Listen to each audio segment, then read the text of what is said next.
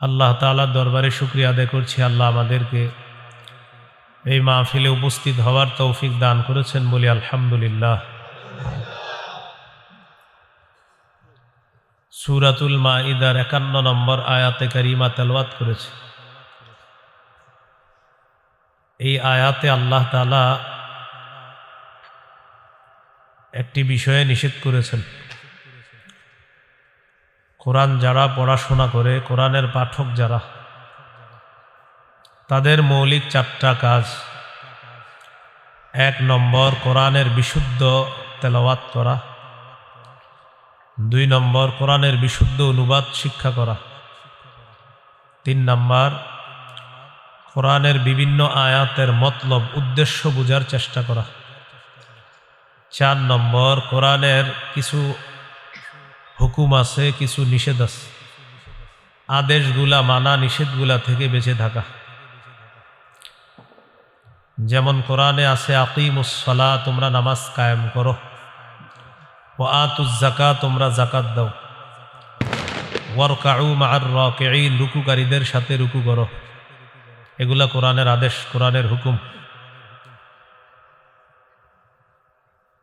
আল্লাহ তাআলা বলেন, উতলু মা উহিয়া ইলাইকা মিনাল কিতাবি ওয়া আকিমিস সালাহ। নবী, আপনার প্রতি যে ওহী, কিতাবের যে ওহী আপনার কাছে আসে, এই ওহী আপনি তেলাওয়াত করেন, হুকুম। ওয়া আকিমিস সালাহ, নামাজ কায়েম করেন, হুকুম।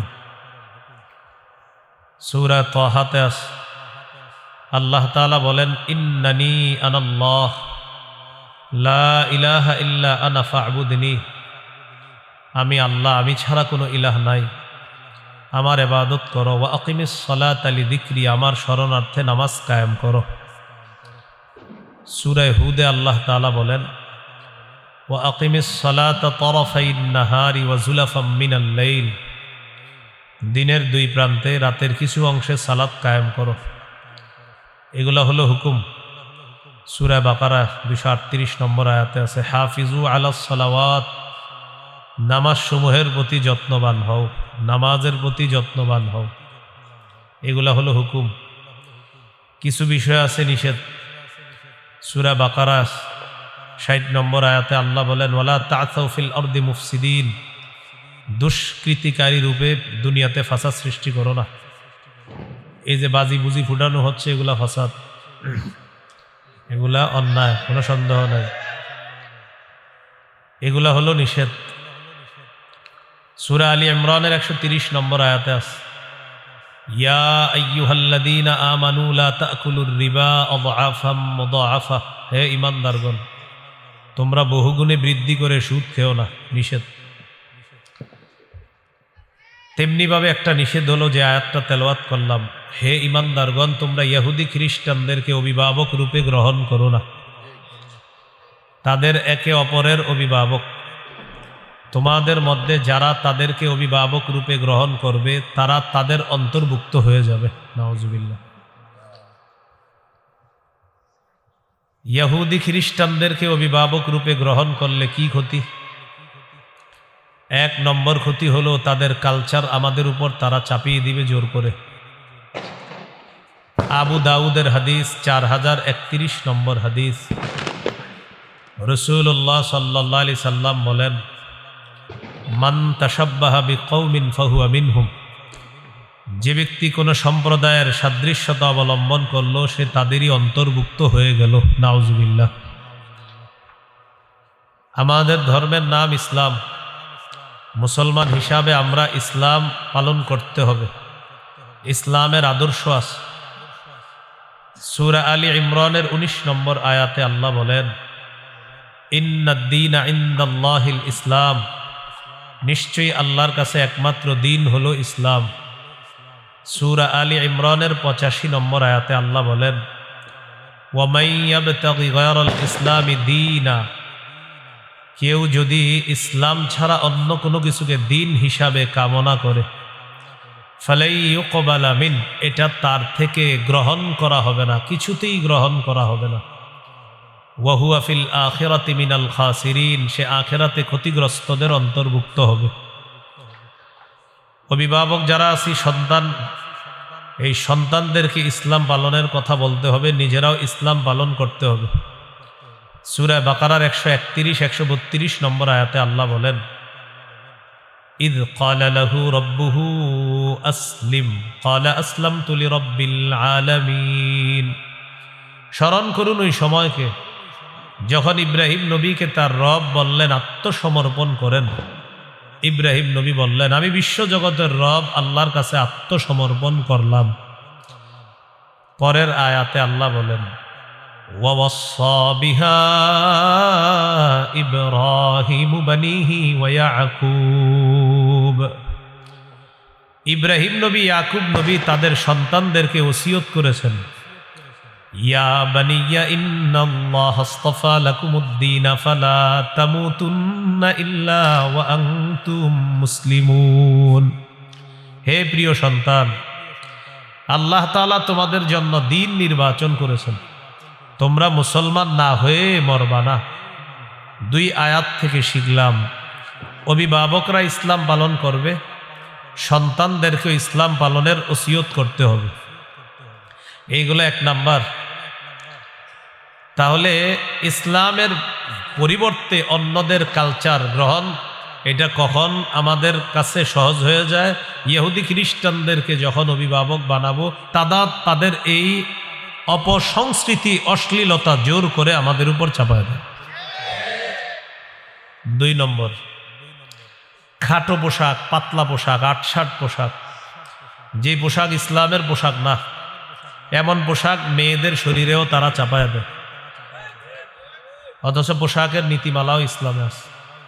সূরা আরাফের 26 নম্বর আয়াতে আল্লাহ বলেন, ইয়া বানি আদম কদ আনজালনা আলাইকুম লিবাসান ইউয়ারি সাওআতিকুম ওয়া রিশা ওয়া লিবাসুত তাকওয়া যালিকা খায়র। হে আদম সন্তান, আমি তোমাদেরকে পোশাক দিলাম, এমন পোশাক যেই পোশাক তোমাদের সতর ঢেকে রাখবে, এবং সৌন্দর্যতার জন্য তোমাদেরকে পোশাক দিলাম। তাকওয়ার পোশাক হলো সর্বোত্তম পোশাক, তাকওয়ার পোশাক সর্বোত্তম পোশাক। তিরমিজির হাদিস 1999 নম্বর হাদিস, قال رسول الله صلى الله عليه وسلم لا يدخل الجنة من كان في قلبه مثقال ذرة من كبر। রাসূলুল্লাহ সাল্লাল্লাহু আলাইহি সাল্লাম বলেন, যার অন্তরে সরিষার দানা পরিমাণ অহংকার আছে সে জান্নাতে প্রবেশ করবে না। قال رجل إن الرجل يحب أن يكون ثوبه حسنا ونعله حسنة يا رسول الله।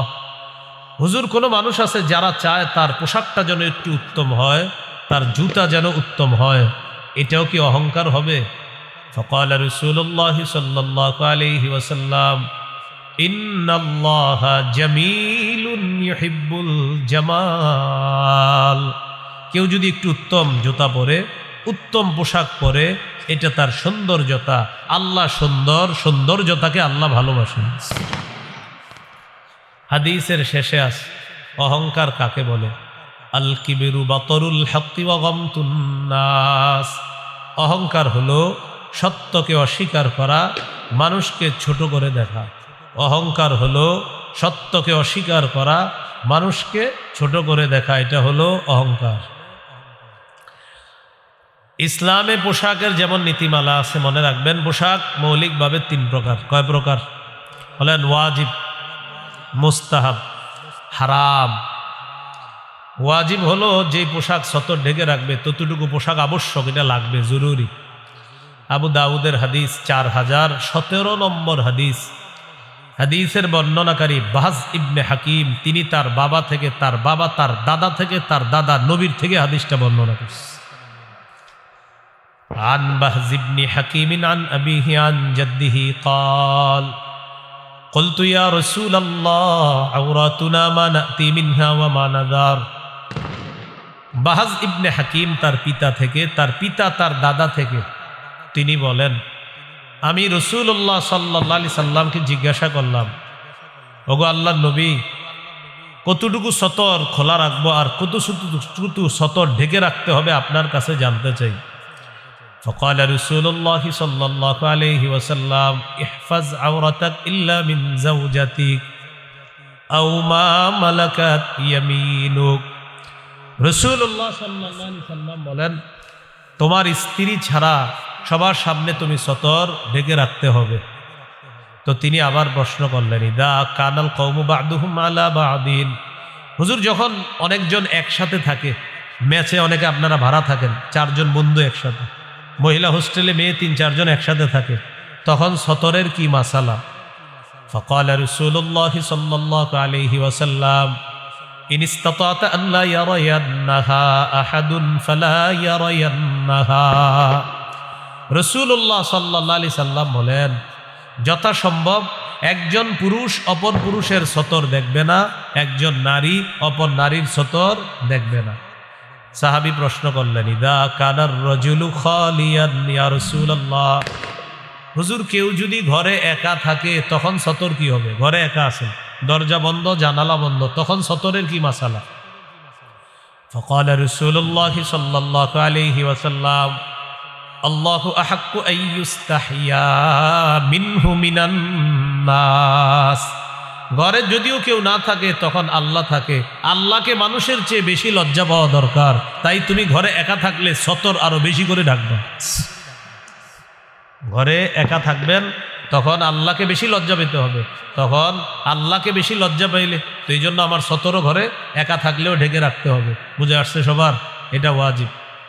আরেকটা হলো মুস্তাহাব। আবু দাউদের হাদিস 4063 নম্বর হাদিস। এই হাদিসের বর্ণনাকারী আবুল আহওয়াস তিনি তার পিতা থেকে বর্ণনা করেন। তিনি বলেন, আতাইতুন নবিয়্য সাল্লাল্লাহু আলাইহি ওয়াসাল্লাম ফি সাওবিন দুনিন, আমি একটা নরমাল পোশাক পরে নবীজির কাছে আসলাম, একটা নিম্নমানের পোশাক পরে নবীজির কাছে আসলাম। ফাকালা রাসূলুল্লাহ সাল্লাল্লাহু আলাইহি ওয়াসাল্লাম আলাকা মালুন, নবীজি বললেন তোমার কি সম্পদ আছে? তো সাহাবী বললেন, জি হুজুর আমার সম্পদ আছে। নবীজি বললেন, মিন আইয়িল মাল, কোন ধরনের সম্পদ আছে তোমার? তখন তিনি বললেন, কদ আতানি আল্লাহু মিনাল ইবিলি ওয়াল গানামি ওয়াল খাইলি ওয়ার রাকিক, আল্লাহ তাআলা আমাকে ওট দিয়েছেন, মেষ দুম্বা দিয়েছেন, ঘোড়া দিয়েছেন, দাস দাসী দিয়েছেন, আলহামদুলিল্লাহ আমার যথেষ্ট সম্পদ আছে। তো নবীজি বললেন, এত সম্পদ আছে তো এরকম নরমাল পোশাক পরলা কেন? তোমার এত সম্পদ, পোশাক এত নরমাল কেন? ইদা আতাকাল্লাহু মালান ফালিরা আসারু নি'মাতিল্লাহি আলাইকা ওয়া কারামাতি, আল্লাহ যখন তোমাকে পোশাক দিয়েছেন, আল্লাহ পছন্দ করেন এই নিয়ামতের নিদর্শন যেন তোমার মধ্যে দেখা যায়। তোমার যে সম্পদ আছে, সম্পদ অনুযায়ী তুমি একটু পরিপাটি হয়ে থাকবা, এই নিয়ামতের নিদর্শন যেন তোমার মধ্যে দেখা যায়, এটা আল্লাহ পছন্দ করেন। তাহলে মানুষকে না দেখানোর জন্য, রবের খুশি, রব নিয়ামত দিছে, এই নিয়ামতের শুকরিয়া হিসাবে আপনি সম্পদ অনুযায়ী যদি একটু লন্ড্রি করে, ইস্ত্রি করে একটু উন্নত মানের পোশাক পরেন, এটা আল্লাহ পছন্দ করেন।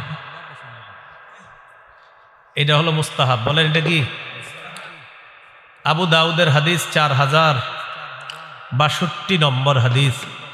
এই হাদিসের বর্ণনাকারী জাবের রাদিয়াল্লাহু তাআলা তিনি বলেন, আতানা রাসূলুল্লাহ সাল্লাল্লাহু আলাইহি ওয়াসাল্লাম ফারাআ রাজুলান শাইসান ক্বাদ তাফাররাকা শা'রুহু, রাসূলুল্লাহ সাল্লাল্লাহু আলাইহি সাল্লাম আমাদের কাছে আসলেন, আসার পর এক ব্যক্তির দিকে তাকাইলেন, তাকিয়ে দেখে তার মাথার চুলগুলা এলোমেলো।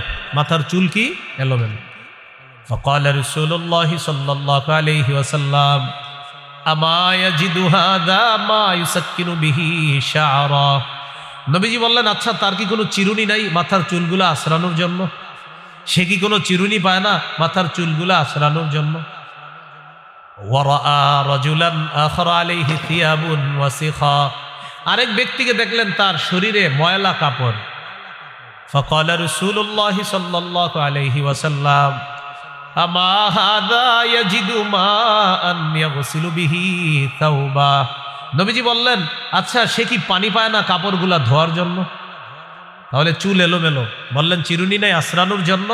এরপরে দেখলেন কাপড় ময়লা, নবীজি বললেন সে কি পানি পায় না এই কাপড় ধৌত করার জন্য? এই কথা বলার পর এখান থেকে আমরা বুঝে আসতেছে হাদিস থেকে একটু পরিপাটি হয়ে থাকা, চুলগুলা আপনার একটু আছড়ায়া তেল দেওয়া, এটা ইসলাম নিষেধ করে না, এটা উৎসাহিত করে। তাহলে বলেন, যা 2 বছর গোসল করে না, 1 বছর গোসল না করে চুলগুলা জটলা বানায় আর বিভিন্ন মাজারে ঘুরে আর চুলগুলা ভয়ঙ্কর এক স্টাইল ধারণ করে, লাল কাপড় অথবা সালা পরে আর দাবি করে পীর, তার মুরিদও জমে যায়, নিঃসন্দেহে এটা ভণ্ডামি ছাড়া আর কিছু না। আবার সালা পরার পর তার মুরিদও হয়। কেন আমার কথা হলো, মুরিদ তো অনেক হয়েছে। এখন বলেন 1 লাখ মুরিদ যদি 1 টাকা করে চাঁদা উঠায় কত হয়? তো তার সামনে আপেল আনে, কমলা, আঙ্গুর সবকিছু আনে, কিন্তু 1 সেট জামা কেউ হাদিয়া আনে না। কেন? হ্যাঁ, বুঝলাম প্রথমে উনি গরিব ছিলেন। তো পীর সাহেবের এখন তো মুরিদ আছে, মুরিদরা কি দেখে না আমাদের পীর সাহেবের জামা নেই, একটা জামা হাদিয়া দিই?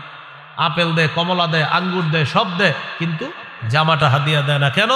কারণ পীর এবং মুরিদ উভয় দল জানে যে আমার এই ভণ্ডামির ইনভেস্ট হলো আমার এই পোশাক, এই পোশাক এটা হলো আমার ইনভেস্ট। কারণ আমার ইনভেস্ট এটা হলো এই সালা আর চুলগুলা জটলা রাখা, আমার পীরগিরি ঠিকই তো আছে এটার উপরে। তো এই জন্য এটা খুলবে না। এমনি আপনার আপেল, কমলা, আঙ্গুর সব খায়, খিচুড়ি খায়, বিরিয়ানি খায়, কিন্তু জামা পরিবর্তন করে না। তাহলে ইসলাম কি এগুলা বলছে? বলেন না। ইবনে মাজার হাদিস 1056 নম্বর হাদিস। জুমার নামাজের দিন রাসূল সাল্লাল্লাহু আলাইহি সাল্লাম বয়ান করতেছে, আন্নান নবী সাল্লাল্লাহু আলাইহি ওয়াসাল্লাম খাতাবান নাস ইয়াউমাল জুমুআ। জুমার দিন নবীজি বয়ান করতেছে। ফারআ আলাইহিম থিয়াবান নিমার, তাকায়া দেখে কিছু সাহাবীর শরীরে আপনার কাজের পোশাক, যে পোশাক পরে কাজ করে ওই পোশাক পরে তারা জুমার নামাজে আসছে। ফাকালা রাসূলুল্লাহি সাল্লাল্লাহু আলাইহি ওয়াসাল্লাম, আমা আলা আহাদিকুম ইন ওয়াজাদা সাআতান আইয়াত্তাখিযা থাওবাইন লিজুমুআতিন সিওয়া থাওবাই মাহনাতিহি। শোনো, তোমাদের যাদের সামর্থ্য আছে তারা কাজের পোশাকের পরিবর্তে জুমার সালাতের জন্য আলাদা 2 জোড়া পোশাক সংগ্রহ করে রাখবা। জুমার নামাজের দিন ওই 2 জোড়া পোশাক পরে তোমরা জুমার সালাতে আসবা। এখান থেকে বোঝা যায় সামর্থ্যবানদের জন্য তারা কাজের পোশাক খুলতে হবে আর আলাদা সুন্দর 2 জোড়া পোশাক পরে জুমার নামাজে যাওয়া, এটা তাদের জন্য উত্তম। তাহলে জুমার নামাজ, ঈদের নামাজ, এই নামাজগুলা একটু উত্তম পোশাক পরে পড়া, এটা ইসলাম উৎসাহিত করছে। তাহলে বলেন তো, উত্তম পোশাক পরা ইসলামে কি নিষেধ আছে? 3 নাম্বার হারাম পোশাক, এটা একটু মন দিয়ে শোনেন। বলেন সবাই, কি পোশাক? হারাম পোশাক। সমস্যা নেই, হারাম পোশাকটা একটু মন দিয়ে শোনেন। 1 নাম্বার, পুরুষের জন্য রেশম হারাম। 2 নাম্বার, পুরুষ নারীর পোশাক পরবে না। 3 নাম্বার, নারী পুরুষের পোশাক পরবে না। 4 নাম্বার, অহংকারের পোশাক পরবে না। 5 নাম্বার, বিধর্মীদের পোশাক পরবে না। 6 নম্বর, 8-7 খাটো ছোট পাতলা পোশাক এটা পরবে না, যেগুলো অলরেডি পরে আমাদের মুসলিম তরুণীরা ইতিমধ্যে বিভিন্ন হোটেলে গিয়ে অবস্থান করতেছে। 12টার পরে মদ, পাশাপাশি নাচানাচি ইত্যাদি শুরু হবে। 1 নাম্বার, রেশমের পোশাক এটা হারাম। সহিহ মুসলিমের বর্ণনা 2069 নম্বর হাদিস। ক্বালা রাসূলুল্লাহি সাল্লাল্লাহু আলাইহি ওয়াসাল্লাম, লা তালবাসুল হারিরা ফাইন্নাহু মান লাবিসাহু ফিদ দুনিয়া লাম ইয়ালবাসহু ফিল আখিরা। রাসূলুল্লাহ সাল্লাল্লাহু আলাইহি সাল্লাম বলেন, তোমরা রেশমের পোশাক পরিধান করো না। যে ব্যক্তি দুনিয়াতে রেশমের পোশাক পরিধান করবে সে আখিরাতে রেশমের পোশাক পরিধান করতে পারবে না। এখন একটু বুঝেন, পুরুষের জন্য দুনিয়াতে রেশম হারাম, জান্নাতে মুসলিম পুরুষের জন্য রেশম হালাল। সহিহ বুখারীর বর্ণনা 5837 নম্বর হাদিস। এই হাদিসের বর্ণনাকারী হুযাইফা রাদিয়াল্লাহু তাআলা তিনি বলেন, নাহানা নবী সাল্লাল্লাহু আলাইহি ওয়াসাল্লাম আন নাশরাবা ফি আনিয়াতিদ যাহাবি ওয়াল ফিদ্দা ওয়া আন লুবসিল হারিরি ওয়াদ দিবাজ ওয়া আন নাজলিসা আলাইহি। নবীজি আমাদেরকে স্বর্ণ রূপার পাত্রে পানাহার করতে নিষেধ করেছেন, মোটা পাতলা রেশম পরতে নিষেধ করেছেন, রেশমের উপর বসতেও নিষেধ করেছেন। পুরুষরা রেশমের পোশাক পরবো না, রেশমের কাপড়ের উপর বসবো না। বিভিন্ন বাসায় বেড়াতে যান, সোফার উপরে বসেন না, গেলে অনেকের সোফা আপনার রেশমের সুতা থাকে, আল্লাহ জানে। ঠিক আছে, তো রেশমের সুতা থাকে, কারুকার্য, ওটাতে কিন্তু বসবেন না, এটা নারীকে বসতে দিবেন, আপনার মেয়েকে বসতে দিবেন। পিছনে ছোট্ট একটা বালিশ থাকে, এই বালিশে অনেক সময় রেশমের সুতা দিয়ে কারুকার্য থাকতে পারে। হ্যাঁ, তো এরকম যদি থাকে এটা আপনি পিছনে দিবেন না। এরকম যদি রেশমের কারুকার্য থাকে, বুঝে আসছে কথাটা? এখন যদি রেশম থাকে, বা সামান নবী বলছে আমি রেশম পরিধান করব না, আমি রেশমের উপর বসবো না, এটার উপর আমি হেলাত দিব না, এটা নারীরা দুনিয়াতে ব্যবহার করবে, আমার জন্য আখেরাতে। বলেন আমাদের জন্য কোথায়? আমাদের জন্য যে আখেরাতে, এই ব্যাপারে সরাসরি একটা হাদিস আছে, সুবহানাল্লাহ, সহিহ বুখারী 5633 নম্বর হাদিস।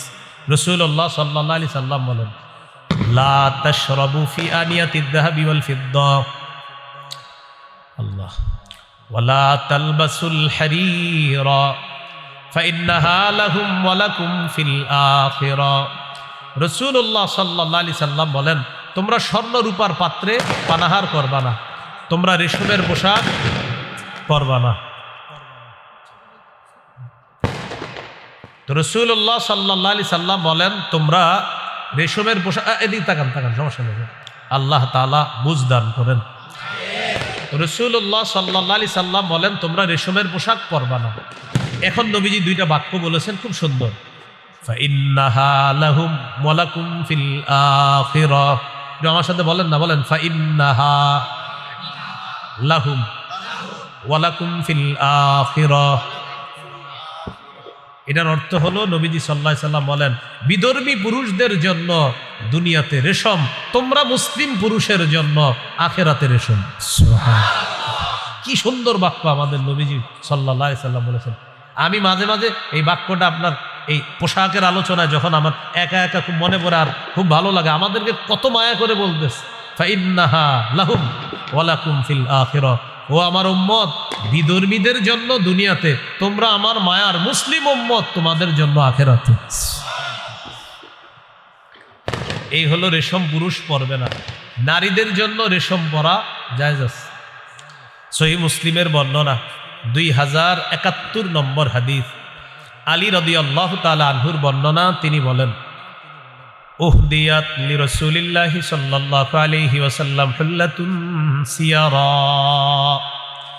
রাসূলুল্লাহ সাল্লাল্লাহু আলাইহি সাল্লামের কাছে একটা রেশমের পোশাক পাঠানো হলো, রেশমের কাপড় পাঠানো হলো। ফাবাআসা বিহা ইলাইয়া। আলী রাদিয়াল্লাহু তাআলা আনহু বলেন, নবীজি রেশমের কাপড়টা আমার কাছে পাঠায়া দিস। ফালাবিসতুহা। আমি রেশমের কাপড়টা পরিধান করলাম, মানে নবীজি নিজেই রেশমের কাপড়টা পরছে। নাউজুবিল্লাহ, হযরত আলী রেশমের পোশাকটা আসছে, আসার পর আমার কাছে পাঠাইছে। তো হযরত আলী বলেন, আমি রেশমের কাপড়টা পরিধান করলাম। তো করার পর নবীজির কাছে গেছি, এটা গায়ে ঝুলাইয়া নবীজির কাছে গেছি। ফাআরাফতুল গাদাবা ফি ওয়াজহিহি। আমি নবীজির চেহারা মুবারকের মধ্যে রাগের ছাপ দেখতে পেলাম। ওই যে রেশমের কাপড় আমি ঝুলাইছি, হযরত আলী বলেন, এই জন্য নবীজির চেহারায় রাগের চিহ্ন দেখতে পেলাম। তো নবীজি আমাকে বললেন, ইন্নী লাম আবআত বিহা ইলাইকা লিতালবাসাহা, ইন্নামা বাআসতু বিহা ইলাইকা লিতুশাক্কিকাহা খুমরান বাইনান নিসা।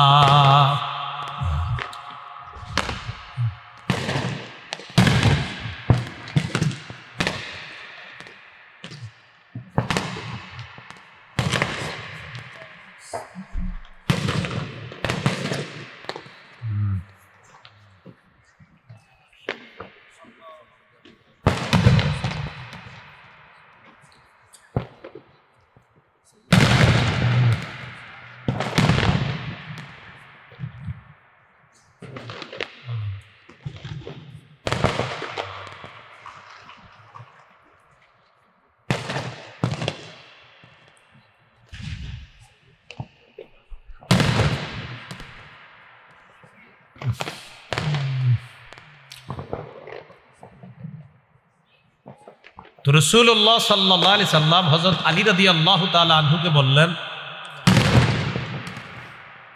আমি রেশমের পোশাক, রেশমের কাপড় তোমাকে পরিধান করার জন্য পাঠাইনি, আমি তোমার কাছে এটা পাঠিয়েছি লিতুশাক্কিকাহা খুমরান বাইনান নিসা, তুমি এটা টুকরা টুকরা করে নারী সদস্য যারা আছে তাদেরকে ওড়না হিসাবে ব্যবহার করার জন্য দিবা, এই জন্য এটা পাঠিয়েছে। তো বুখারীর বর্ণনায় আসছে 5840 নম্বর হাদিসে হযরত আলী বলেন, ফাশাক্কাকতুহা বাইনান নিসা, আমি নারীদের মাঝে এটা ওড়না বানায়া বন্টন করে দিয়ে দিলাম মেয়েরা পরিধান করার জন্য। এই হলো আপনার রেশমের পোশাক পুরুষের জন্য হারাম। 2 নাম্বার, পুরুষ নারীর পোশাক পরবে না। 3 নাম্বার, নারী পুরুষের পোশাক পরবে না। পুলিশ না বলে নিষেধ করে দিছে এটা আজকে। এটা নাকি ধরা খাইলে 1 মাসের জেল হবে। কয় মাস? হ্যাঁ, আজকে পুলিশ বললো, এটা শুনলাম। হ্যাঁ,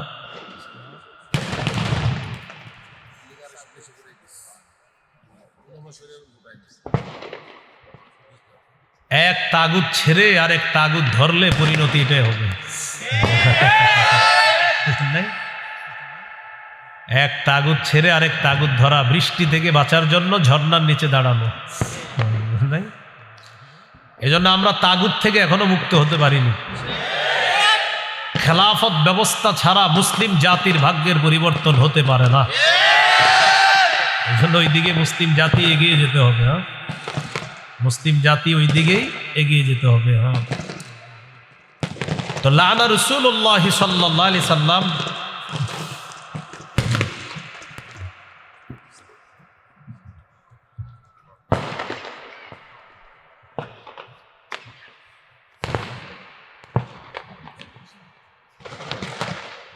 বয়ান শুরু করলে বাড়ায় দেয় না।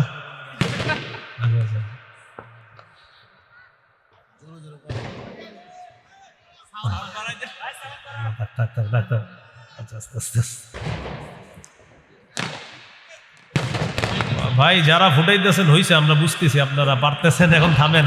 হ্যাঁ হ্যাঁ, এখানে এক ভাই ফুটাইতেছে বারবার, এইখানেই পাশের কোথায় জানি কারা ফুটাই।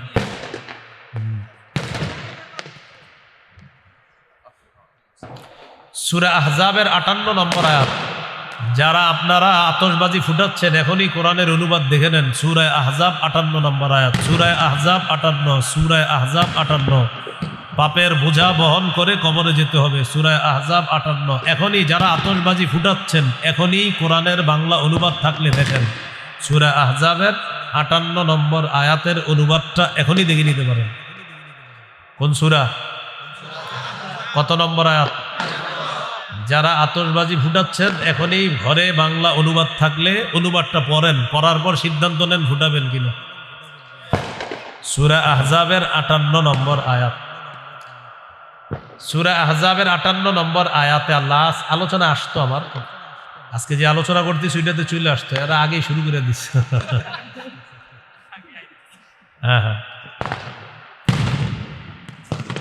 ইহুদি খ্রিস্টানদেরকে অভিভাবক বানানোর যে ক্ষতিগুলা, 2টা ক্ষতি হইল। তো দ্বিতীয় ক্ষতিটা ছিল পোশাক। তো পোশাকের ক্ষেত্রে একটা হারাম পোশাক আলোচনা করতেছিলাম। পুরুষ নারীর পোশাক পরবে না, নারী পুরুষের পোশাক পরবে না। লানা রাসূলুল্লাহ সাল্লাল্লাহু আলাইহি ওয়াসাল্লাম আর-রাজুলা ইয়ালবাসু লিবসাতাল মারআ ওয়াল মারআতু তালবাসু লিবসাতার রাজুল। যেই পুরুষ নারীর পোশাক পরে আর যেই নারী পুরুষের পোশাক পরে, তার উপর আল্লাহ রসুল অভিশাপ দেয়। আল্লাহ রসুল তার উপর অভিশাপ। গায়ে হলুদ অনুষ্ঠানে ছেলেরা দেখবেন এক কালারের ড্রেস পরে, 5 জন 6 জন 10 বন্ধু 20 বন্ধু একই কালারের ড্রেস বানায়। ওই ড্রেস বানিয়ে তারা কি করে, একটা ওড়না বানায়, এই ওড়নাটা পা পর্যন্ত ঝুলায় রাখে। পিছন দিয়ে গিয়ে বলবেন, আসসালামু আলাইকুম খাদিজা আপা, কেমন আছেন? হ্যাঁ পুরুষ আপনি জানেন, তারপরে বলবেন যে ভাই, বলবেন যে আপনাকে বলবে আমি তো পুরুষ, তুমি আমার খাদিজা বলবেন আপনি ওড়না পেঁচাইছেন তো এই জন্য আমি ভাবলাম। কিছু ছেলে কানে ছিদ্র করে কানে ধুল পরে, এটাও স্পষ্ট নিষেধ। এটাও কি স্পষ্ট নিষেধ।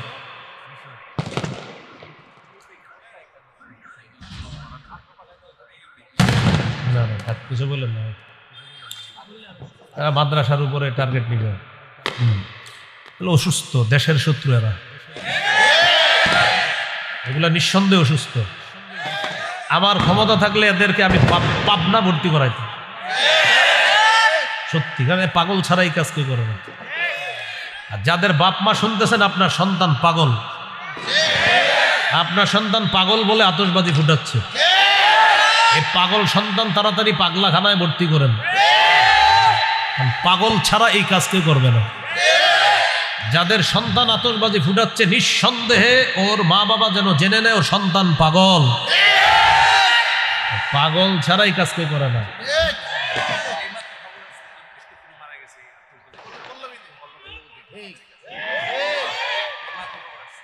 পল্লবীতে একজন স্ট্রোক করে মারা গেছে আতশবাজির আওয়াজে, এই মাত্র খবর আসছে।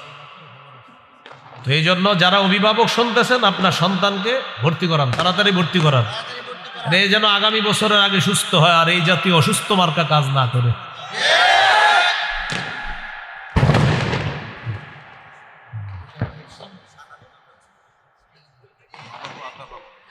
রাসূলুল্লাহ সাল্লাল্লাহু আলাইহি ওয়াসাল্লাম বলেন, 4 নাম্বার, শুহরতের পোশাক, প্রসিদ্ধির পোশাক, খ্যাতির পোশাক। এই পোশাক যারা পরিধান করবে, নবীজি বলেন, মান লাবিসা সাওবা শুহরাতিন আলবাসাহুল্লাহু ইয়াউমাল কিয়ামাতি সাওবা মাদাল্লাহ।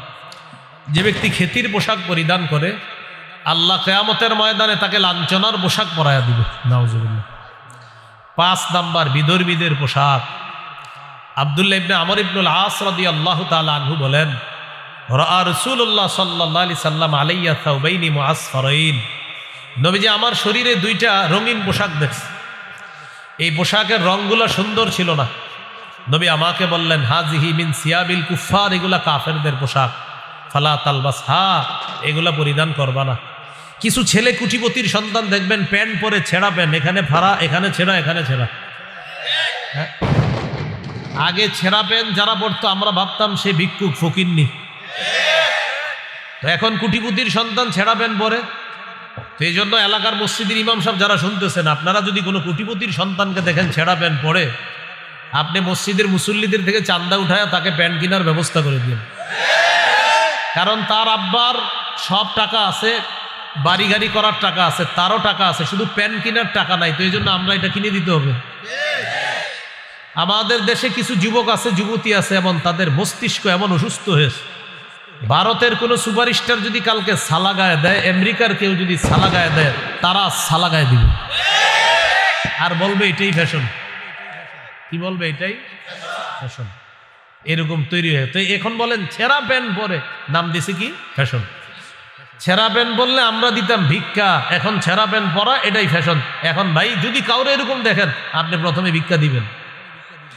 আমি কোনো ভিক্ষুকদেরকে আবার অপমান, ভিক্ষুক বেচারা ফকির গরিব মানুষ, বেচারায় ছেঁড়া প্যান্ট পরবে, ঠিক আছে। কুটিপতির সন্তান ছেঁড়া প্যান্ট কেন পরবে? টাকা নাই, আর টাকা দিয়ে সহযোগিতা করেন প্যান্ট কেনার জন্য, সেই প্যান্ট পরবে কেন?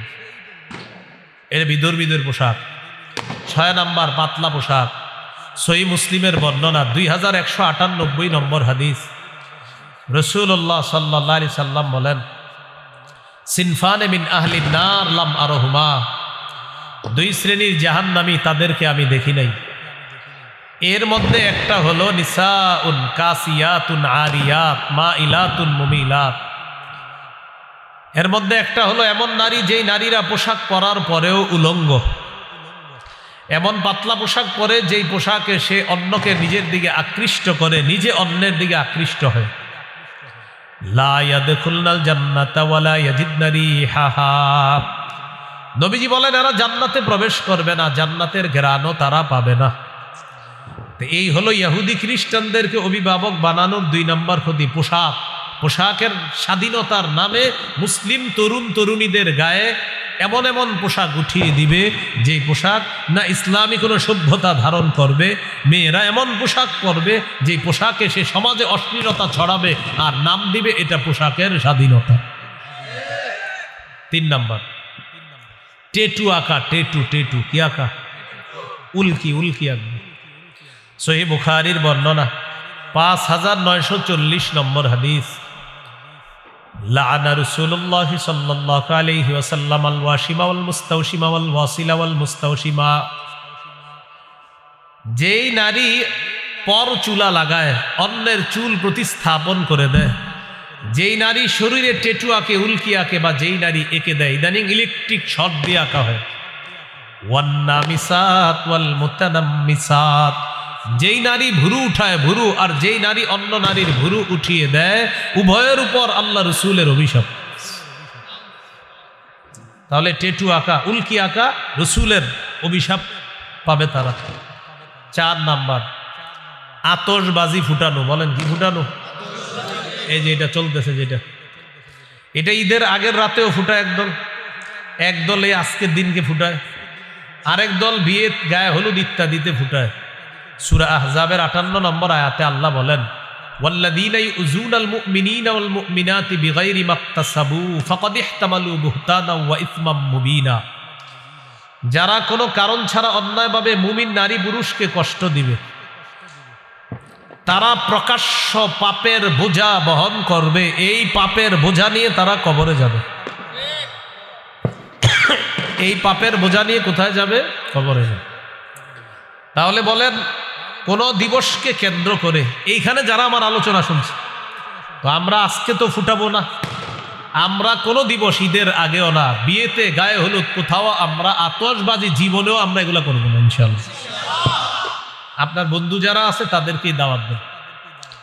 5 নাম্বার, গান বাজানো।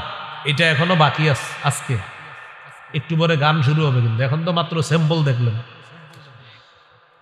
গানের নিয়মটা হবে এমন, কিছু ছেলে ক্রিকেট খেলার আয়োজন করবে, পাশে আপনার 2টা বক্সে জোরে জোরে গান বাজাবে, খিচুড়ি পাকাবে, রাত 4টা বাজে খিচুড়ি খেয়ে তাহাজ্জুদ পরে ঘুমিয়ে যাবে। এ হলো 5 নাম্বার আপনার গান। গান, এই গান নতুন বর্ষকেও স্বাগত জানায়। ঈদের আগের রাতে 29টা 30টা রোজা রাখার পর ইবলিস ছাড়া পেয়ে যায়, তখন আইসা বলে, টেনশন নাই, আমি আইসা গেছি, তুমি 2টা বক্স আনো, হিন্দি, আরবি, ফার্সি, বাংলা, অঙ্ক, ইংরেজি যা পারো, গান হইলি হলো, কি ভাষা এটা জানা দরকার নাই, সর্বোচ্চ ভলিউমে ছাড়বা, তালে তালে লাফাইবা, দেখবেন বাচ্চা ছেলে মেয়েরাও লাফাইতেছে, ছোট ছোট। এ তো আপনারই সন্তান, আপনার সন্তানকে এই সভ্যতায় আপনি বড় করছেন কেন? সূরা তাহরিমের 6 নম্বর আয়াতে আল্লাহ বলেছেন, কু আনফুসাকুম ওয়া আহলিকুম নার, নিজে এবং পরিবারকে আগুন থেকে বাঁচাও, নিজেকে এবং পরিবারকে আগুন থেকে বাঁচাও। কু কু বাঁচাও, প্রোটেক্ট, কু সেভ, প্রোটেক্ট আনফুসাকুম ইউরসেলফ ওয়া আহলিকুম এন্ড ইউর ফ্যামিলিজ নার এগেইনস্ট আ ফায়ার। ফায়ার অর্থ কি? আগুন। আগুন, আগুন থেকে বাঁচাও, নিজেকে বাঁচাও, পরিবারকে বাঁচাও, আগুন থেকে বাঁচাও পরিবার। এই জন্য এই আয়াতের ব্যাখ্যায় সাহাবায়ে কেরাম বলেন, আল্লিমু আওলাদাকুম আল আদাবা, সন্তানকে ছোটবেলা থেকে শিষ্টাচার, ভদ্রতা শিক্ষা দাও।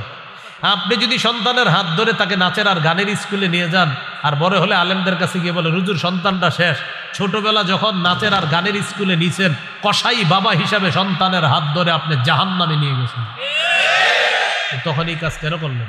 হ্যাঁ, আবার ইমাম সাহেবের কাছে হাসি দিয়া দোয়া চাই, হুজুর দোয়া করেন। তো গান, গানের ব্যাপারে শুধু এতটুকু মনে রাখবেন, আমার যেই বিষয়টা আর কি গানের ব্যাপারে আপনার, আমি যেই বিষয়টা আমার সবচেয়ে গুরুত্ব লাগে গানের ব্যাপারে, নবীজি কোরআন তেলাওয়াত করতেন, কাফেররা নবীজির তেলাওয়াত শুনতো চুপি চুপি, মজা লাগত। নজর ইবনে হারেসা এক কাফের চিন্তা করলো যে আমাদের সন্তানরা মুহাম্মদ সাল্লাল্লাহু আলাইহি সাল্লাম, তার তেলাওয়াত শুনে আমাদের সন্তানরা, এটা মেনে নেওয়া যায় না। সে বিদেশ গেছে, বিদেশ গিয়ে বাদ্যযন্ত্র কিনে আনস, গায়িকা কিনে আনস, নায়িকা নর্তকীদেরকে কিনে আনস, এনে বলল তোমরা নাচবা, পাশে গান বাজতে থাকবে, গানের তালে তালে তোমরা নাচতে থাকবা, আর অন্যান্য ছেলে মেয়ে যারা আছে তাদেরকে বলতো এখন থেকে মুহাম্মদ সাল্লাল্লাহু আলাইহি সাল্লাম তার তেলাওয়াত শুনবা না, এখন থেকে নর্তকীদের নাচ দেখবা আর গান শুনবা। তাহলে কিসের বিরুদ্ধে গান আমদানি করলো কাফেররা? কোরআন। সেই গান আপনি বাজাচ্ছেন। সূরা লোকমানের 6 নম্বর আয়াতে এটাই বলছে আল্লাহ, ওয়া মিনান নাস, মানুষের মধ্যে কিছু মানুষ, ইয়াশতারি লাহওয়াল হাদিস, যারা ক্রয় করে লাহওয়াল হাদিস, গান, গল্প, মিথ্যা গল্প কাহিনী, নায়িকা গায়িকা নর্তকী ইত্যাদি বাদ্যযন্ত্র ক্রয় করে, লিউযিল্লা আন সাবিলিল্লাহ, মানুষকে আল্লাহর রাস্তা থেকে পথভ্রষ্ট করার জন্য। শেষে আল্লাহ বলেন উলাইকা লাহুম আযাবুম মুহিন, তাদের জন্য অপমানজনক শাস্তি, লাঞ্ছনাজনক শাস্তি, অপমানকর শাস্তি। তাহলে গান বাদ্য হালাল না হারাম? রাসূলুল্লাহ সাল্লাল্লাহু আলাইহি সাল্লাম বলেন লা তাবিউল কাইনাতি ওয়াল মুগান্নিয়াতি ওয়ালা তাশতারুহুন্না ওয়া সামানুহুন্না হারাম।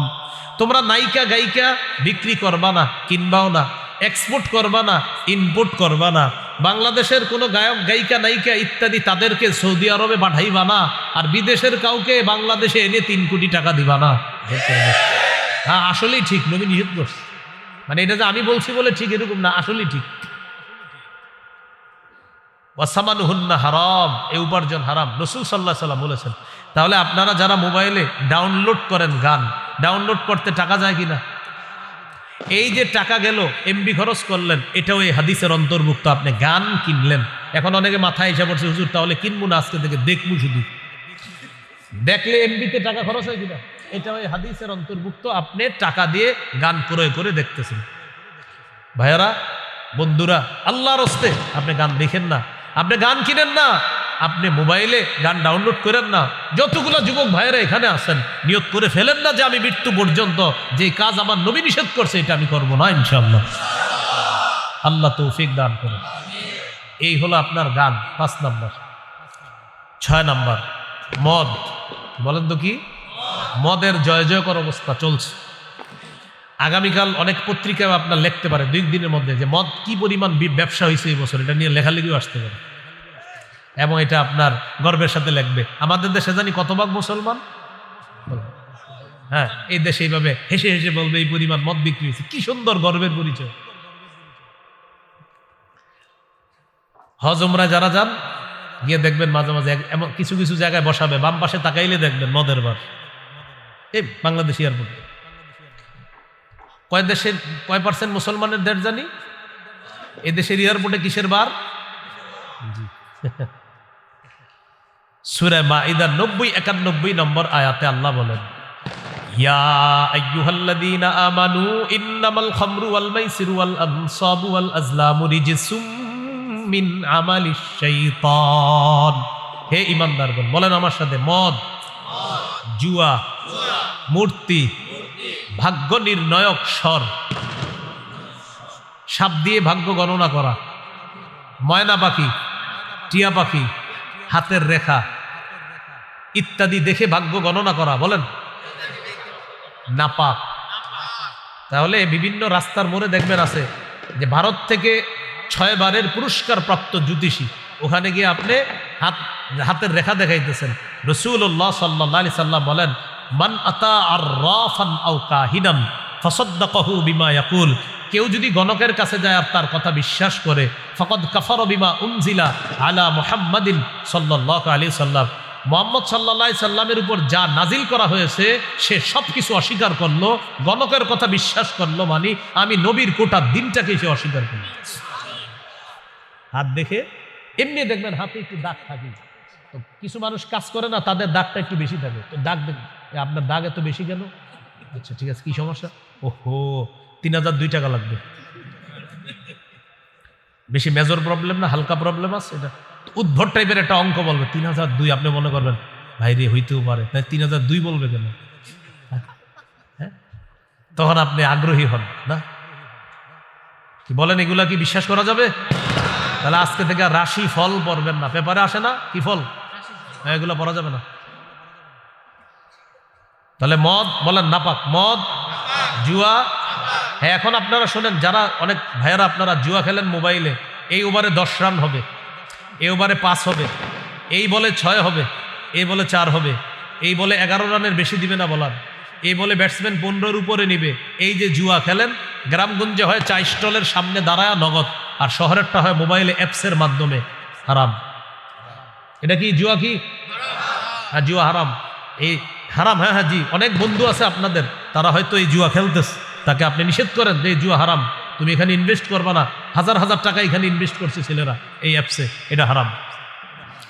তাহলে বলেন মদ নাপাক, বলেন মদ, জুয়া, মূর্তি, ভাগ্য গণনার ইত্যাদি বিষয়গুলা আল্লাহ তাআলা বলেন ফাজতানিবুহু, তোমরা বেঁচে থাকো, লাআল্লাকুম তুফলিহুন, যাতে তোমরা সফলকাম হও।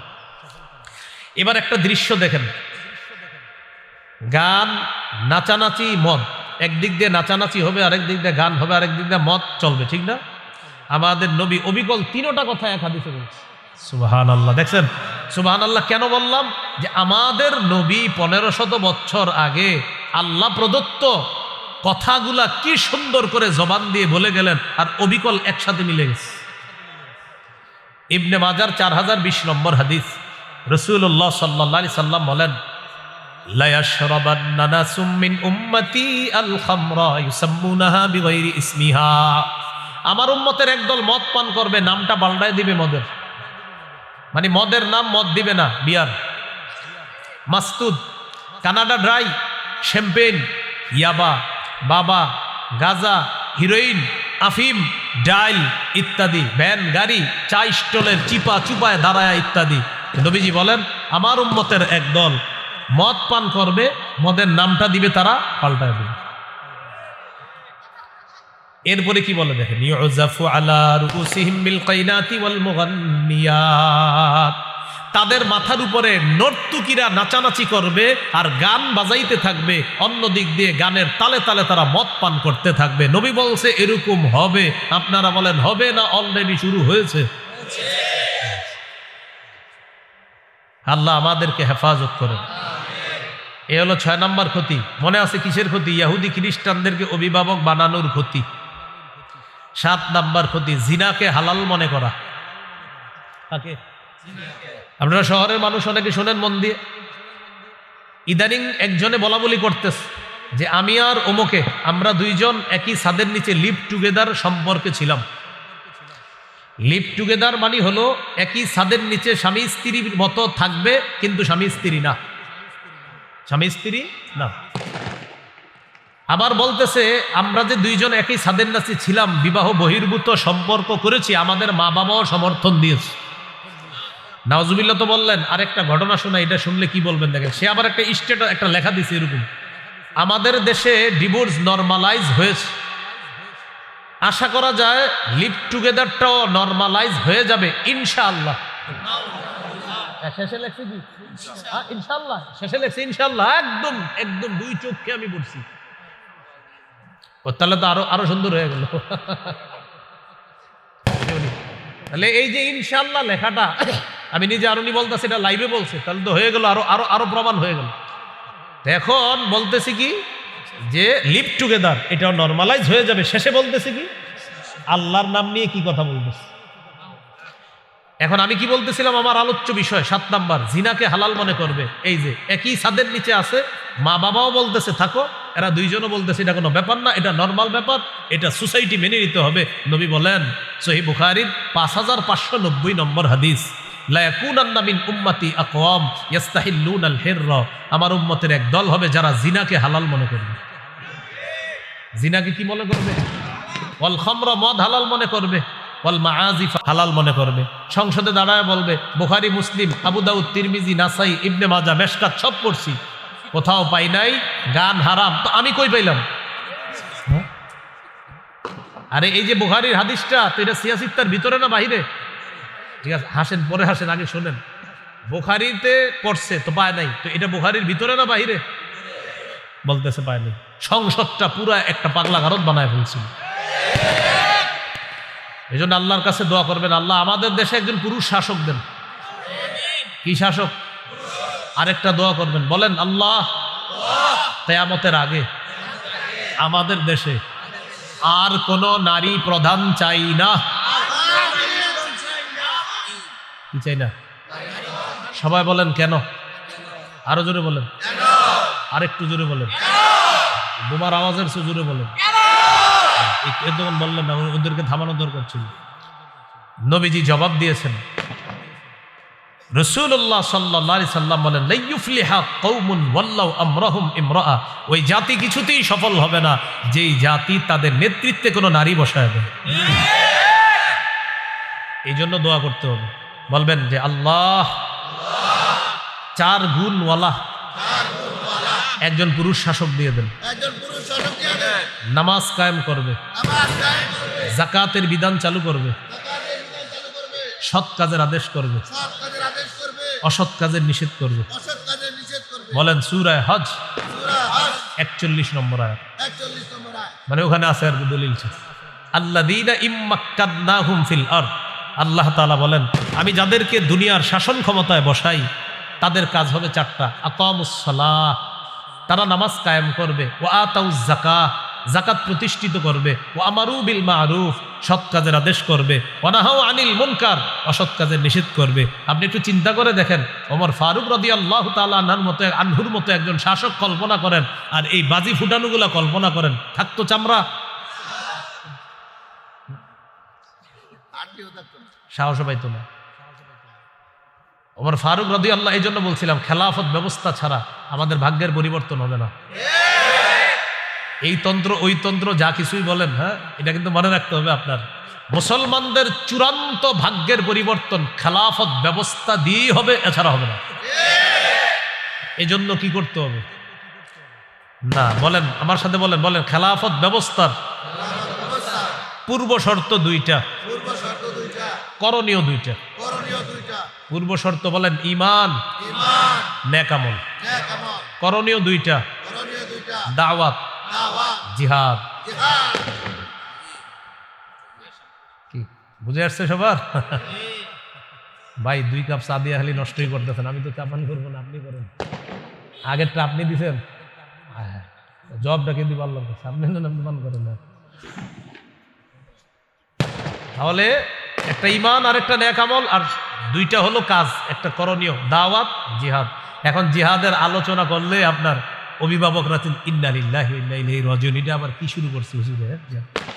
তো যাই হোক, জিহাদ সম্পর্কে আমার একটা আলোচনা আছে, আমার নাম দিয়ে আপনারা পাবেন কোথাও, দেখবেন জিহাদ সম্পর্কে লম্বা আলোচনা আছে। তো যাই হোক, আমাদের আলোচ্য বিষয়ে চলে আসি। 7 নাম্বার, জিনাকে হালাল মনে করবে, নবীজি বলে দিয়েছেন।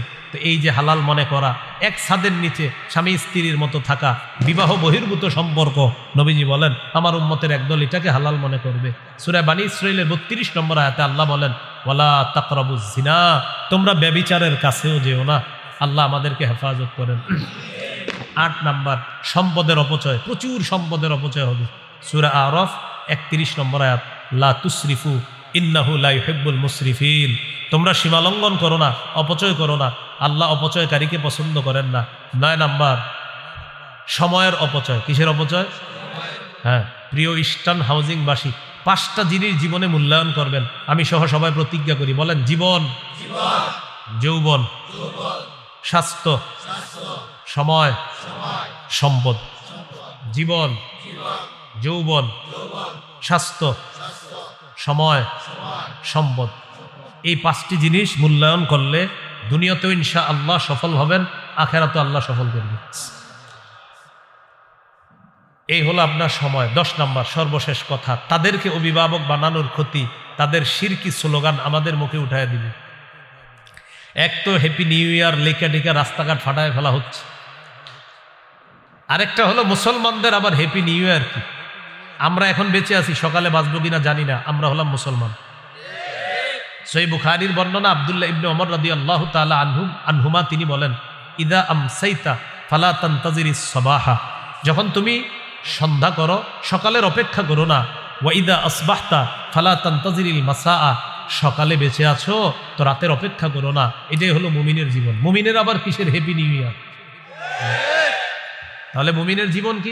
সকালে আসি, ভাই ভালো আছেন আলহামদুলিল্লাহ, ভাই সন্ধ্যা এটা হবে ইনশাআল্লাহ, আল্লাহ বাঁচা রাখলে। ভাই ভালো আছেন, জি আলহামদুলিল্লাহ। ভাই সকালবেলা আমার সাথে একটু যেতে পারবেন? ইনশাআল্লাহ আমি যাব, আল্লাহ বাঁচা রাখলে যাব।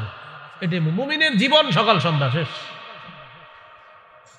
এল একটা, আরেকটা কিছুদিন পরে পহেলা, সেখানে মুসলমান সন্তানের মুখে বিজাতীয়রা উঠাইয়া দিবে, মুছে যাক গ্লানি, মুছে যাক ঝরা, অগ্নি স্নানে সূচি হোক ধরা। নাউজুবিল্লাহ বলেন, বলেন এই স্লোগান, বলেন মুশরিকদের স্লোগান। আগুনের পূজা যারা করে এটা তাদের স্লোগান। তাহলে মুসলমান সন্তানরা এই স্লোগান দিতে পারে না, কিন্তু তারাই রমনার বটমূলে গিয়ে আপনার সেখানে দিচ্ছে, মুছে যাক গ্লানি, মুছে যাক ঝরা। বাকিটা আমি বললাম না, কারণ ওইটাই সিরিকি স্লোগানটা একবার বলে ফেলছি মানে এটা বলে আর কি, আপনারা কিন্তু কেন না। এই আগুনে পবিত্র করে নাউজুবিল্লাহ, এটা হলো অগ্নিপূজকদের আপনার আকীদা। তো এই আকীদা আমরা রাখবো না। আল্লাহ তাআলা ইনশাল্লাহ আপনাদের এখান থেকে আরেকটা গুরুত্বপূর্ণ কাজে যেতে হবে। তো আজকে পর্যন্ত আল্লাহ তাআলা আমাদের সকলকে যে কথাগুলো শুনলাম বললাম আমরা সবাই যেন আমল করতে পারি, আল্লাহ তৌফিক দান করেন। ইয়াহুদি খ্রিস্টানদেরকে অভিভাবক বানাবো না, এটা গুরুত্বপূর্ণ। তাহলে আমাদের অভিভাবককে বলেন আল্লাহ। সূরা বাকারা 257 নম্বর আয়াত, আল্লাহু ওয়ালিয়্যুল্লাযীনা আমানু, ঈমানদারদের অভিভাবক আল্লাহ। আল্লাহ আমাদের সকলকে কথাগুলা মনে রেখে আমল করার তৌফিক দান করেন। একটা ঘোষণা দিতে বলা হয়েছে, আমার একটা সংকলন আছে মিম্বরের আমানত, এখানে ওরা নিয়ে এসেছে বলছে বলার জন্য। এটা 6 খণ্ড, ওদের কাছে সবগুলো আছে কিনা জানা নেই। প্রথম খণ্ডটা সন্তানের 64টা অধিকার, জামাই বউগুলো মুখস্থ করে ফেলবেন। প্রথম খণ্ড সন্তানের 64টা অধিকার। দ্বিতীয় খণ্ড শিরিক বেদাত কুফর তাওহীদ। তৃতীয় খণ্ড হালাল হারাম। চতুর্থ খণ্ড স্বামী স্ত্রীর অধিকার। পঞ্চম খণ্ড লা ইলাহা ইল্লাল্লাহর ব্যাখ্যা। ষষ্ঠ খণ্ড নামাজ সম্পর্কে আলোচনা। যদি এখানে সবগুলা থাকে সবগুলা নিয়ে নেন, আর যদি না পান অনলাইনে লিখবেন মিম্বরের আমানত, ওখানে অনলাইনে অর্ডার করলে ওরা বাংলা বাজার থেকে আপনার এই বাসায় এনে পৌঁছে দিবে। এই কিতাবগুলা সবাই সংগ্রহ রাখতে পারে, ওলামা হজরত সহ সাধারণ জনগণ সবার জন্য পড়বেন, ওই অনুযায়ী আমল করার চেষ্টা করবেন। আমিন ওয়া আখিরু দাওয়ানা আলহামদুলিল্লাহি রাব্বিল আলামিন। আলহামদুলিল্লাহ।